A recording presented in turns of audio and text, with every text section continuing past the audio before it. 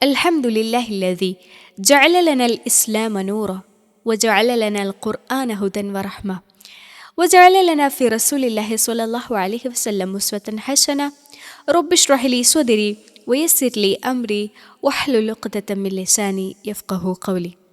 ഏറെ പ്രേം നിറഞ്ഞ സത്യവിശ്വാസിനികളെ അസ്സലാമു അലൈക്കും വറഹ്മത്തുള്ളാഹി വബറകാതുഹു. അൽഹംദുലില്ലാ, അള്ളാഹുവിൻ്റെ അപാരമായ അനുഗ്രഹത്താൽ 1 മുതൽ 36 വരെയുള്ള ആയത്തുകൾ സൂറത്തു മറിയമിൽ നിന്നും നമ്മൾ പഠിച്ചു.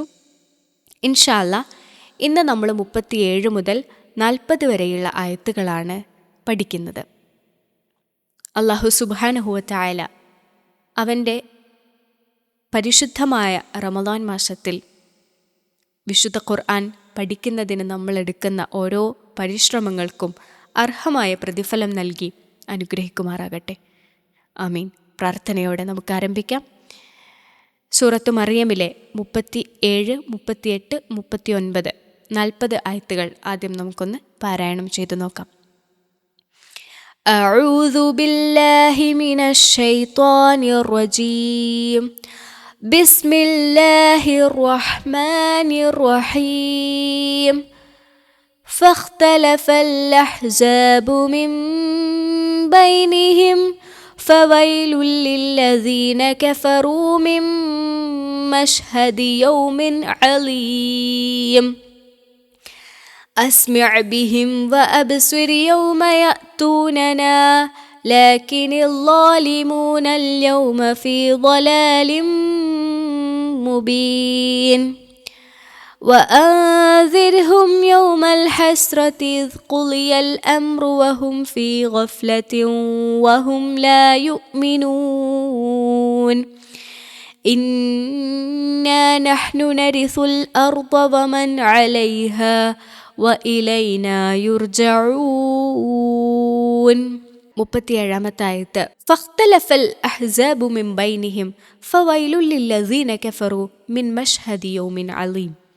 ഫഖ്തലഫ എന്നിട്ട് ഭിന്നിച്ചു. ഇഖ്തലഫ എന്ന് പറഞ്ഞാൽ ഭിന്നിച്ചു, അല്ലെങ്കിൽ അഭിപ്രായ വ്യത്യാസമുണ്ടായി. അഭിപ്രായ വ്യത്യാസത്തിലായി അൽ അഹ്സാബു കക്ഷികൾ, മിൻ ബൈനിഹിം അവരുടെ ഇടയിൽ നിന്നും കക്ഷികൾ എന്ത് ചെയ്തു? അഭിപ്രായ വ്യത്യാസത്തിലായി അല്ലെങ്കിൽ ഭിന്നിച്ചു.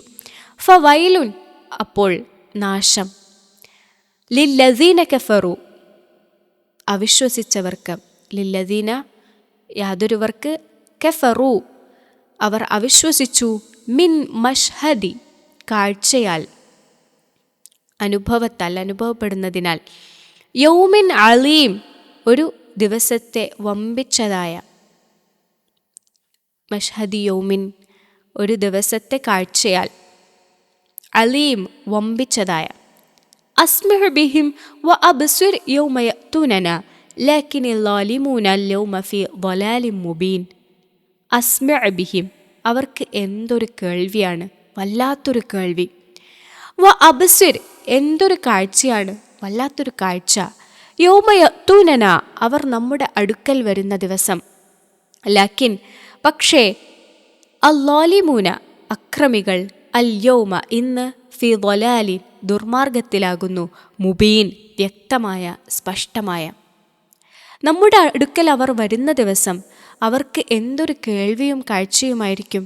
പക്ഷെ ഇന്നാകട്ടെ അക്രമികൾ വ്യക്തമായ ദുർമാർഗത്തിലാകുന്നു. വ അൻദിർഹും യൗമൽ ഹസ്രതി ഇദ് ഖുളിയൽ അംറു വഹും ഫീ ഗഫ്ലത്തിൻ വഹും ലാ യുഅ്മിനൂൻ. വ അൻദിർഹും അവർക്ക് മുന്നറിയിപ്പ് നൽകുക. യൗമൽ ഹസ്രതി നെടും ഖേദത്തിൻ്റെ ദിവസം, ഇദ് ഖുളിയ തീരുമാനിക്കപ്പെടുമ്പോൾ, അൽ അംറു കാര്യം, വഹും അവർ, ഫീ ഗഫ്ലത്തിൻ അശ്രദ്ധയിലാണ്, വഹും അവർ, ലാ യുഅ്മിനൂൻ വിശ്വസിക്കുന്നുമില്ല. നബിയോട് പറയാണ്, നെടും ഖേദത്തിൻ്റെ ദിവസത്തെ കാര്യം തീരുമാനിക്കപ്പെടുന്ന സന്ദർഭത്തെ സംബന്ധിച്ച് അവർക്ക് മുന്നറിയിപ്പ് നൽകുക.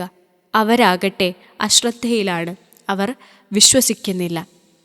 ഇന്നാ നഹ്നു നരിസുൽ അർള വമൻ അലൈഹാ വഇലൈനാ യുർജഊൻ. ഇന്ന നിശ്ചയമായും, നഹ്നു നാമാണ്, നരിസു നാം അനന്തരാവകാശമെടുക്കുന്നു. അൽ അർദ ഭൂമിയെ, വമൻ അലൈഹ അതിനു മീതെയുള്ളതിനെയും, വ ഇലൈന നമ്മുടെ അടുക്കലേക്ക് തന്നെ യുർജഊൻ അവർ മടക്കപ്പെടുന്നു.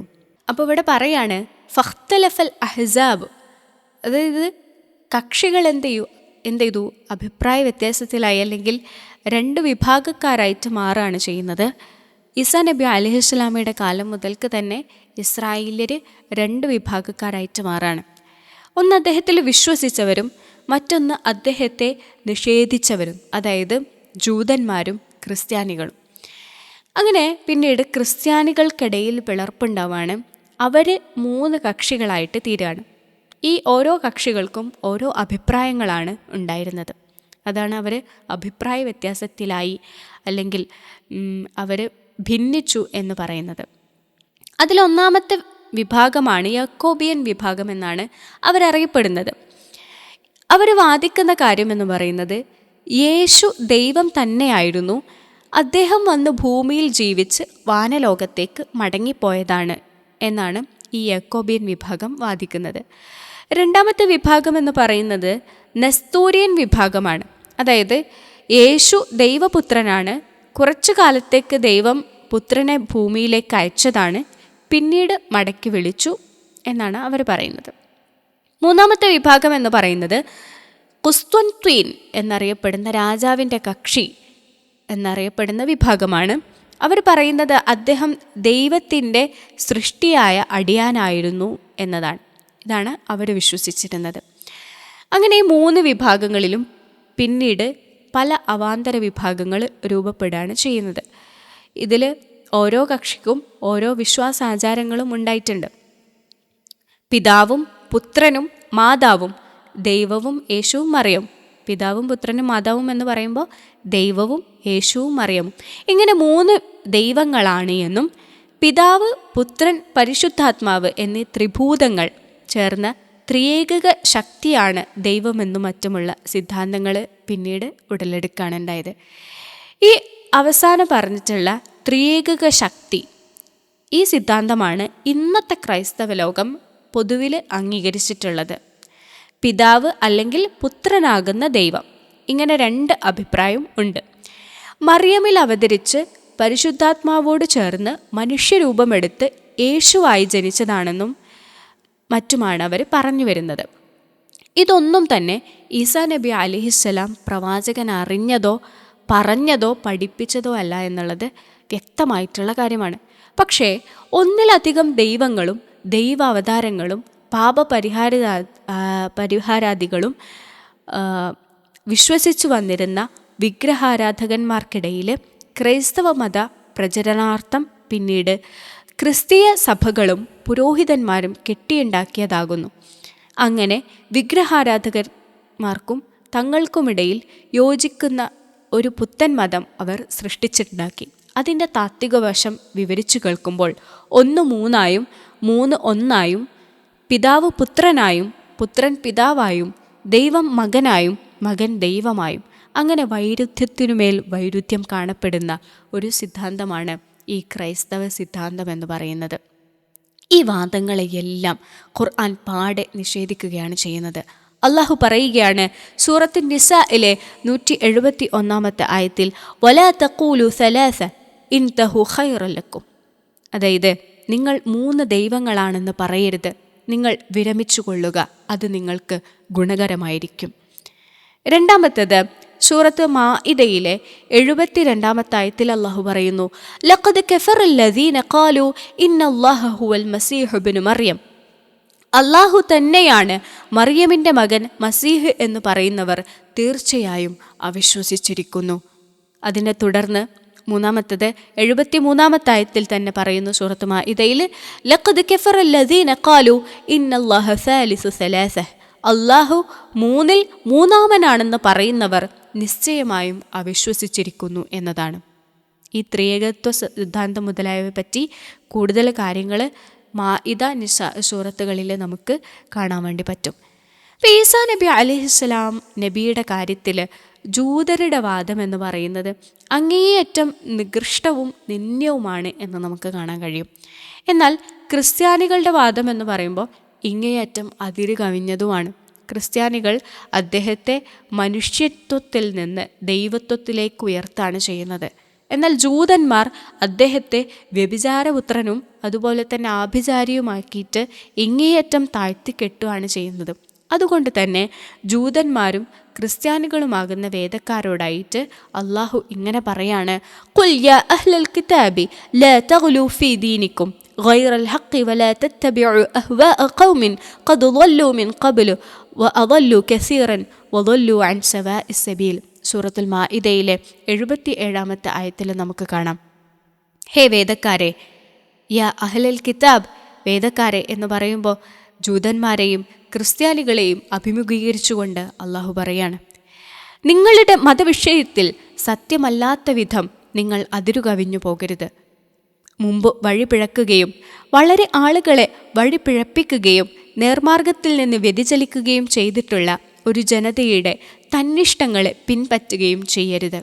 സൂറത്തുൻ നിസായിലെ 171-ാമത്തെ ആയത്തിൽ അള്ളാഹു പറയുന്നു, യാ അഹ്ലൽ കിതാബി ലാ തഗ്ലൂ ഫീ ദീനിക്കും വലാ തഖൂലു അലല്ലാഹി ഇല്ലൽ ഹഖ് ഇന്നമൽ മസീഹു ഈസ ഇബ്നു മറിയം റസൂലുള്ളാഹി വകലിമതുഹു അൽഖാഹാ ഇലാ മറിയമ വറൂഹുൻ മിൻഹു ഫആമിനു ബില്ലാഹി വറസൂലിഹി. വേദക്കാരെ, നിങ്ങൾ നിങ്ങളുടെ മതവിഷയത്തിൽ അതിരുകവിയരുത്. നിങ്ങൾ അള്ളാഹുവിൻ്റെ പേരിൽ സത്യമല്ലാത്തത് പറയുകയും ചെയ്യരുത്. നിശ്ചയമായും മറിയമിൻ്റെ മകൻ ഈസ എന്ന മസീഹ് അള്ളാഹുവിൻ്റെ റസൂലും അവൻ്റെ വചനവും അത് അവൻ മറിയമിലേക്ക് എത്തിച്ചതാണ്. അവൻ്റെ പക്കൽ നിന്നുള്ള ഒരു ആത്മാവും മാത്രമാകുന്നു.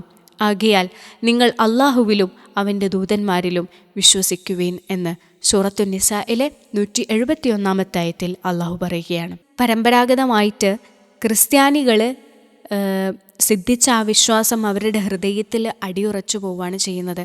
അവർക്ക് സത്യം കേൾക്കുവാനുള്ള കാതും കാണുവാനുള്ള കണ്ണും ഒക്കെ നഷ്ടപ്പെട്ടു പോയിരിക്കുകയാണ്. അതുകൊണ്ട് ഒരു ദിവസം വരാനുണ്ട് എന്നാണ് അള്ളാഹു പറയുന്നത്. അന്ന് അവരുടെ ഭദ്രതയും അന്ധതയുമെല്ലാം നീങ്ങിപ്പോകും. പക്ഷേ ഫലം ഉണ്ടാവില്ല. കാരണം അവർക്ക് ആ സമയത്ത് തീരാത്ത നെടും ഖേദമാണ് ഉണ്ടായിരിക്കുക. അതികഠിനമായിട്ടുള്ള ശിക്ഷയാണ് അവർക്കവിടെ അനുഭവപ്പെടുക. ഈ ഭൂമിയിൽ ആരും സ്ഥിരമായി ജീവിക്കുന്നതല്ല. എല്ലാം അള്ളാഹുവിന് ഒഴിഞ്ഞു കൊടുത്തുകൊണ്ട് അവൻ്റെ അടുക്കൽ ചെല്ലേണ്ടി വരും. അതിനാൽ രക്ഷയ്ക്കുള്ള മാർഗം ഇപ്പോൾ തന്നെ അന്വേഷിക്കേണ്ടതാകുന്നു എന്ന് പറയുന്നൊരു താക്കീതാണ് ഈ 39-ാമത്തെ ആയത്തിലും 40-ാമത്തെ ആയത്തിലും നമുക്ക് കാണാൻ കഴിയുന്നത്. ഇമാം ബുഖാരി, ഇമാം മുസ്ലിം റഹിമഹുമുള്ള എന്നിവരും മറ്റും നിവേദനം ചെയ്യുന്നൊരു നബിവചനത്തിൻ്റെ ചുരുക്കം ഇങ്ങനെയാണ്: സ്വർഗക്കാരായ ജനങ്ങൾ സ്വർഗത്തിലും നരകക്കാരായ ദുർജനങ്ങൾ നരകത്തിലും പ്രവേശിച്ചു കഴിഞ്ഞ ശേഷം ഇരു കൂട്ടരെയും വിളിച്ച് അവരുടെ മുമ്പാകെ മരണത്തെ ഒരു കൊറ്റനാടായി രൂപാന്തരപ്പെടുത്തി അതിനെ അറുത്തു കളയുന്നതാകുന്നു. പിന്നീട് ഇരു കൂട്ടരോടും ഇപ്രകാരം പറയും: ഹേ സ്വർഗക്കാരെ, ശാശ്വത ജീവിതം, ഇനി മരണമില്ല. ഹേ നരകക്കാരെ, ശാശ്വത ജീവിതം, ഇനി മരണമില്ല. തുടർന്നുകൊണ്ട് റസൂൽ സ്വല്ലല്ലാഹു അലൈഹി വസല്ലമ പറയാണ്, നെടും ഖേദത്തിൻ്റെ ദിവസത്തെ സംബന്ധിച്ച് അവർക്ക് മുന്നറിയിപ്പ് നൽകുക. വഅൻദിർഹും യൗമൽ ഹസ്രതി ഇദ് ഖുളിയൽ അംറു വഹും ഫീ ഗഫ്ലത്തിൻ വഹും ലാ യുഅ്മിനൂൻ. 39-ാമത്തെ വചനം അങ്ങനെ റസൂൽ സ്വല്ലല്ലാഹു അലൈഹി വസല്ലമ ഓതുകയാണ്. അപ്പോൾ ഈ ഒരു ഹദീസിൽ നിന്ന് നെടും ഖേദത്തിൻ്റെ ദിവസം മരണാനന്തരമുള്ള ദിവസമാണ് എന്ന് മിക്ക മുഫസ്സിറുകളും അഭിപ്രായപ്പെട്ടിട്ടുണ്ട്. ഈ ദിവസത്തെക്കുറിച്ച് മറ്റൊരു അഭിപ്രായമുണ്ട്. അതായത് 37-ാമത്തെ ആയത്തിൽ യൗമിൻ അലീം, വമ്പിച്ച ഒരു ദിവസമെന്നും 38-ാമത്തെ വചനത്തിൽ യൗമയത്തൂനന, നമ്മുടെ അടുക്കൽ വരുന്ന ദിവസമെന്നും പ്രസ്താവിച്ചത് മരണാനന്തര ജീവിതത്തെക്കുറിച്ചാണെന്ന് നമുക്ക് സ്പഷ്ടമായിട്ട് മനസ്സിലാക്കാൻ പറ്റുന്ന ഒരു കാര്യമാണ്. പിന്നീട് അതിനുശേഷം നെടും ഖേദത്തിൻ്റെ ദിവസത്തെക്കുറിച്ച് അവർക്ക് മുന്നറിയിപ്പ് നൽകുക എന്ന് 39-ാമത്തെ വചനത്തിൽ പ്രത്യേകം ഒന്ന് എടുത്തു പറഞ്ഞിട്ടുണ്ട്. അപ്പോൾ അതുകൊണ്ട് തന്നെ അത് മറ്റൊരു ദിവസത്തെക്കുറിച്ചായിരിക്കും എന്ന് നമുക്ക് കരുതാമെന്നതാണ് മറ്റ് ചില മുഫസ്സിരിങ്ങൾ പറയുന്നത്. അതായത് ക്രൈസ്തവ ലോകത്തിനാകമാനം ബാധിക്കുന്ന ഒരു മഹാവിപത്തായിരിക്കും അത് എന്നാണ് പറയുന്നത്. ശരിക്കും അങ്ങനെ ഒരു വിപത്ത് അവർക്ക് സംഭവിച്ചിട്ടുണ്ട്. സൂറത്ത് മറിയം അവതരിച്ച് 25 കൊല്ലം കഴിഞ്ഞിട്ടില്ല. അപ്പോഴേക്ക് അവർക്ക് അങ്ങനൊരു ദിവസം വന്നെത്തി.